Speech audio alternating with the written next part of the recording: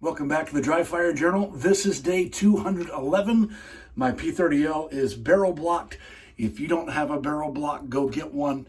There's a discount code for you. Also, I have this magazine that is full of resin and lead shot that makes this almost twice the weight as normal. And I like to dry fire with it. That way it's kind of an overload training method. Let me look this into my holster.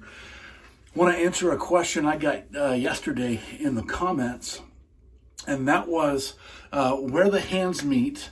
My firearm is presenting with the front sight just a little bit high, and the question was, does your front sight always come this high on the draw? My answer is I try to make this happen most of the time, and I want to show you why. From the holster, I'm not going to go back into it, but from the holster where my hands meet, I want my front sight just a little bit high, and from here, my front sight can draw a straight line to the target. And I'm going to try to superimpose a line and show you what that looks like. If I have my front sight high, there's your line. If I have my front sight high and I do this correctly, my front sight now just draws a straight line to the target, and my dot drops in from directly noon right to the middle of the window. If I am shooting with iron sights, that allows my front sight to travel level, and now my rear sight simply rises to meet it, and it puts my focus on my front sight so that I am front sight aware, and I'm aware of where it should be and able to see my intended target.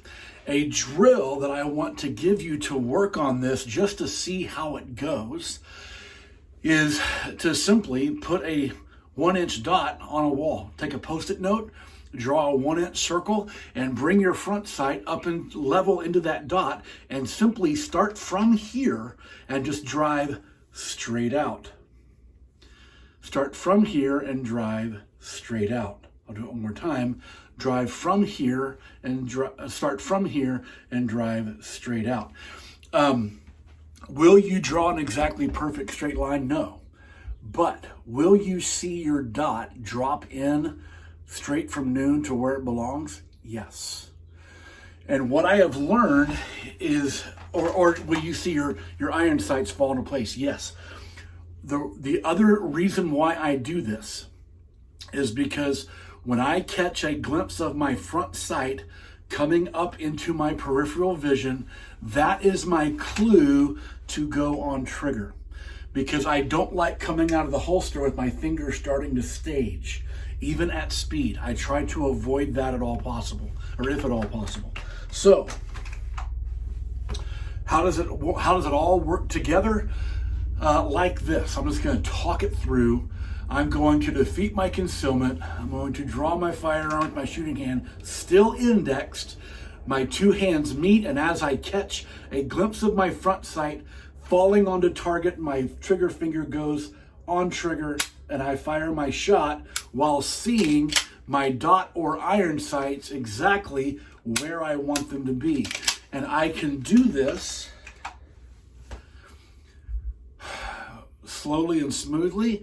I can do this rather quickly. I can do it all kinds of ways. And I will make this admission. I do believe that the escalator fashion of this is just a hair quicker because it's a straight line. But for me, and this could be only me and the way my eyes work or my arm length or dominant eye or something, but just for me, I find that with escalator, if I drive out here with escalator and even try to coast at the end, I wind up over traveling and needing to come back down.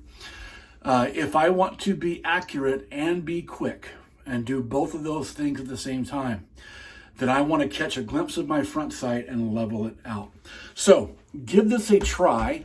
And just start from a high compressed ready and draw a straight line and watch what happens to your iron sights or your red dot, and see if it helps you be able to predict when your sight will be on target and when you can transition from index to trigger without disrupting your sight picture.